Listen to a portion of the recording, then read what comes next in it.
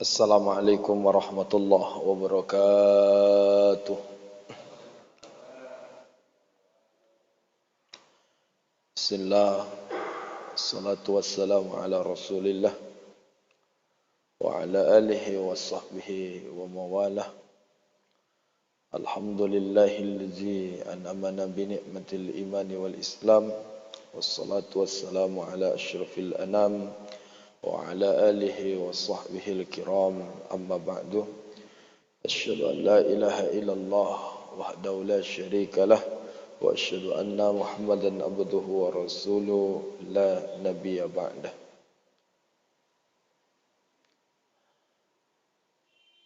Bapak-bapak, ibu-ibu, jamaah salat zuhur yang dimuliakan oleh Allah Subhanahu wa taala. Bersyukur kita kepada Allah dengan mengucapkan alhamdulillahi rabbil alamin. Bersolawat kita kepada baginda Rasulullah sallallahu alaihi wasallam dengan ucapan Allahumma salli ala sayyidina Muhammad wa ala ali sayyidina Muhammad. Sebagaimana biasa di kajian kita qabla zuhur, yaitu kita masih fokus terhadap Sirah An-Nabawiyah, dan sebelumnya bapak-bapak, ibu-ibu yang dimuliakan Allah, kita telah sampai di pembahasan saat Rasulullah sallallahu alaihi wasallam dikandung. Kita sudah cerita siapa itu Abdullah dan siapa itu Aminah, dan bagaimana setelah mereka kemudian menikah, bahwa Aminah ibunda Rasulullah sallallahu alaihi wasallam adalah seorang perempuan cantik dan terhormat di kalangan orang Arab. Lalu kemudian setelah menikah, kita juga sudah ceritakan betapa ibunda Rasulullah sallallahu alaihi wasallam Aminah sering membaca doa ketika Rasul itu dalam dikandung, u'izuhu bil wahid min syarri kulli hasid summa sammihi Muhammad. Dan inilah terus yang dibaca, u'izuhu bil wahid, aku berlindung kepada Allah Tuhan yang esa, min syarri kulli hasid, dari setiap keburukan atau kejahatan orang yang dengki. Setelah itu kita akan masuk di pembahasan hari ini, yaitu lahirnya Rasulullah sallallahu alaihi wasallam wa radha'atuhu, dan ketika Rasul disusui. Bapak-bapak, ibu-ibu yang dimuliakan oleh Allah Subhanahu wa taala, Rasulullah sallallahu alaihi wasallam qala Ibnu Ishaq, berkata Ibnu Ishaq, wulida Rasulullah sallallahu alaihi wasallam yaumal isnain. Rasulullah sallallahu alaihi wasallam dilahirkan pada hari Senin. Li isnata asyarah lailata khallat min syarri rabiul awal amul fil. Dilahirkan Nabi kita sebagaimana yang kita maklumi bersama, yaitu di tanggal 12 Rabiul Awal. 12 Rabiul Awal, yaitu pada tahun disebut dengan tahun gajah. Harinya hari Senin. Itu sebabnya Rasul kenapa ditanya, ya Rasulullah, kenapa engkau berpuasa setiap hari Senin dan Kamis? Karena beliau menyebutkan zaka yauma wulidtu, karena hari Senin saya dilahirkan. Kita ini pun boleh, misal hari apa kita dilahirkan, silakan dicek, berpuasa kita di situ, bersyukur kepada Allah dengan kelahiran kita. Bapak-bapak, ibu-ibu yang dimuliakan oleh Allah Subhanahu wa taala, yang paling menarik ketika Rasulullah sallallahu alaihi wasallam hadir, itu ada beberapa kejadian. Nah, ini tentu berbeda tentunya dengan kelahirannya kita. Kalau Imam Asy-Syafi'i dulu lahir, kita mau lihat sejarah hidup orang besar di dunia ini. Kalau Imam Asy-Syafi'i radhiyallahu taala anhu lahir, itu dihikayatkan bahwa ada dua ulama besar yang meninggal dunia ketika itu. Sehingga sebagian orang mengatakan bahwa dua ulama besar yang meninggal ini, andai kata dibandingkan dengan Imam Asy-Syafi'i, Imam Asy-Syafi'i lah sebagai penggantinya. Sedangkan Rasulullah sallallahu alaihi wasallam tentunya berbeda. Saat Rasulullah sallallahu alaihi wasallam dilahirkan, yang pertama kejadian yang paling luar biasa dalam sejarah itu adalah kisahnya Abraha. Abraha ini seorang raja yang dikenal bapak yang dimuliakan Allah. Di dalam kitab sirah itu dikatakan Abraha ini adalah Abraha Ashram. Ashram itu artinya yang hidungnya terpotong. Jadi Abraha kalau dari segi fisik hidungnya itu terpotong. Sebabkan Abraha ini sebenarnya dia bukan raja. Sebenarnya dia kalau sekarang ini level wakilnya, wakil. Dan banyak kekeliruan, tapi nanti mungkin bisa dicek di dalam kitab-kitab yang lain. Abraha ini sebenarnya bukan raja. Raja dalam artian bukan raja tertinggi, tapi dia selevel dengan gubernur. Sebelum dia menjadi gubernur, dia ini seorang wakil. Karena ketika itu panglimanya bernama Iryad. Tapi karena Iryad ini nggak adil, zaman itu kalau nggak adil, maka diadakan perang terhadap pemimpin.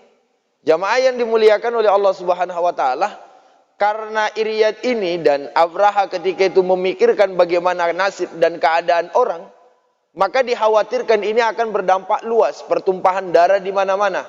Maka Abraha mengajak Iryad sebagai panglima perang ketika itu dan diangkat menjadi gubernurnya, sedangkan Abraha menjadi wakil.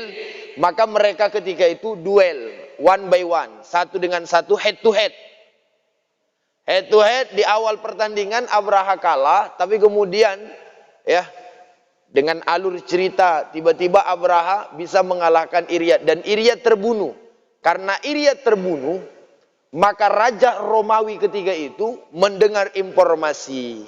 Mendengar dia informasi bahwa Abraha telah membunuh gubernur yang diperintahkannya, sedangkan wakilnya Abraha.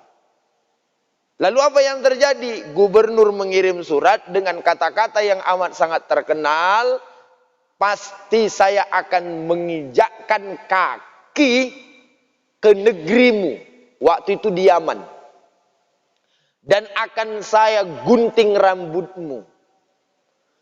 Abraham mendengar isi surat ini karena dia waktu itu ya hanya sekedar raja di tingkat provinsi, maka merasa khawatir, takut. Akhirnya apa yang dia lakukan? Dia kirimkan tanah dan dia potong rambutnya, lalu dimasukkan ke dalam peti kecil, diantarkan ke Romawi. Nyampe di sana, kata dia, wahai raja, kalau engkau ingin menginjak tanah Yaman, ini tanahnya udah kubawain.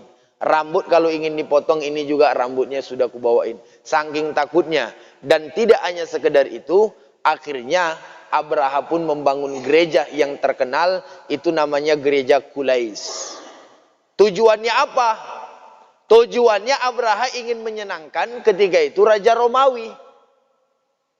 Supaya kalau misalnya nanti gereja ini dibentuk, kan ketika itu ada peradaban besar Bapak Ibu yang dimuliakan Allah, itulah yang Ka'bah itu. Jadi Ka'bah dari zamannya Nabi Ibrahim alaihissalam, walaupun bentuknya kumuh zaman dulu, ya hanya petak begitu, tapi orang berduyun-duyun datang. Sehingga Abraham melihat ini hal yang harus disaingi. Dia buatlah gereja besar ketika itu, namanya Qulais. Setelah dia buat gereja besar, maka dia umumkan dari negeri Yaman bahwa tahun ini seluruh mereka yang diam, walaupun orang ketika itu mohon maaf tidak menyembah Allah, tapi orang punya tradisi kalau bulan Dzulhijjah itu berangkat ke Mekah. Jadi ritual hajinya walaupun berbeda gitu, tapi orang tetap berangkat.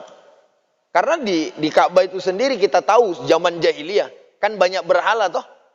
Jadi orang-orang berangkat haji ya nyembah berhala, bahkan dihikayatkan itu pulang dari sana Pak, oleh-olehnya bukan misalnya kayak sekarang kan kalau mak-mak berangkat haji lah ya, balik misalnya bawa air zam-zam, bawa kurma, ada yang bawa ceret kuning gitu ya.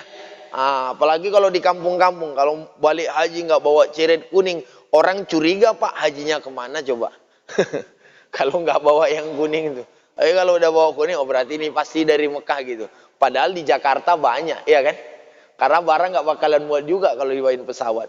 Bapak Ibu yang dimuliakan oleh Allah Subhanahu Wa Taala, akhirnya Abraha ya membuat gereja besar namanya Qulais. Setelah itu dia umumkan, tapi apa yang terjadi? Gereja ini nggak laku Pak. Marahlah Abraha, berangkat dia ke Mekah, ingin menghancurkan Ka'bah. Gitu ceritanya. Jadi sakit hati ini dari dulu Pak. Penyakit sakit hati ini kadang-kadang mohon maaf membuat orang buta dan menghalalkan segala cara. Itu dari zaman dulu. Makanya kalau sekarang ini Bapak belum jadi apa-apa, maka nggak biasa aja. Tapi coba Bapak mencalon jadi RW, semua kasus keluar. Bapak mau calon jadi sesuatu, semua kasus keluar. Siapa yang mengeluarkannya? Semua orang jadinya. Ini sekarang ini kelihatan semua calon presiden bagus saja Pak. Nanti kalau udah musim pilkada, ya Allahu Rabbi, semua nampak saling jelek menjelekkan. Makanya perlu saya ingatkan dari sekarang, kalau ada pemilihan politik, silakan tentukan suara, silakan tentukan sikap, tapi nggak usah terlalu fanatik. Kita udah terlalu berpengalaman di Indonesia ini. Dulu kita lihat ya, presiden yang sekarang dengan calon presiden yang satu lagi, nomor 1 dan nomor 2, kayaknya pendukungnya udah asa golok gitu ya. Kayaknya udah berdarah-darah, marah, pokoknya saya ini, saya ini. Tiba-tiba sekarang akrab aja kok. Awak sampai sekarang ndak akrab-akrab ya kan? Ngapa Bapak ndak bercakap sama semenjak pilpres kemarin kami ndak sama lah. Bapak Ibu yang dimuliakan oleh Allah Subhanahu wa taala, Abraha datang, ketika Abraha itulah ingin menghancurkan Ka'bah, disitulah Rasulullah sallallahu alaihi wasallam dilahirkan. Yang kedua, kejadian luar biasa, Bapak Ibu yang dimuliakan Allah, waktu Rasulullah sallallahu alaihi wasallam dilahirkan, annahu kharaja min an-nur ra'at bihi qusur al-busra. Ya, min ardis Syam. Saat Rasulullah sallallahu alaihi wasallam dilahirkan, itu ibundanya annahu kharaja min an-nur. Saat Rasul lahir itu keluar cahaya. Yang cahaya ini kata ibunda Rasul, ra'at bihi qusura busra. Sampai melihat cahaya itu saking jauhnya tembus, itu kelihatan Pak istananya negeri Basrah. Yang ketika itu ada di kawasan Romawi. Karena memang jangan dibayangkan Nabi lahir lalu kemudian pakai darah wilada kayak mamak sekarang ngeluarin diri gitu. Tidak Bapak Ibu yang dimuliakan Allah. Rasul itu bersih. Ya, lahirnya Rasul bersih, beda dengan kita. Dan Rasul lahir nggak nangis kayak anak kita. Kalau anak kita kan rata-rata nangis ya Pak ya. Bahkan kalau nggak nangis itu dicubit dokternya, ditekan perutnya. Gimana lah supaya nangis? Kalau udah nangis baru lega kita.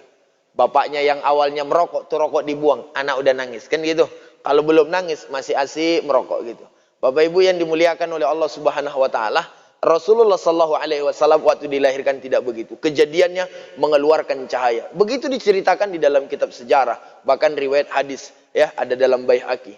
Bapak Ibu yang dimuliakan oleh Allah Subhanahu wa taala, Rasulullah dilahirkan saat itu mengeluarkan cahaya yang amat sangat luar biasa, yang pada akhirnya ternyata Romawi kemudian ditaklukkan oleh umat Islam. Yang ketiga, kejadian yang kemudian saat Rasulullah sallallahu alaihi wasallam hadir, ya, ini diriwayatkan oleh Hasan bin Sabit, tala'a lailatan najmu Ahmad allazi wulida fi. Jadi orang-orang Yahudi ketika itu terbiasa melihat bintang Ahmad. Jadi saat Rasul hadir ini bintang Ahmad itu nampak. Sehingga ada orang yang teriak sekeras-kerasnya.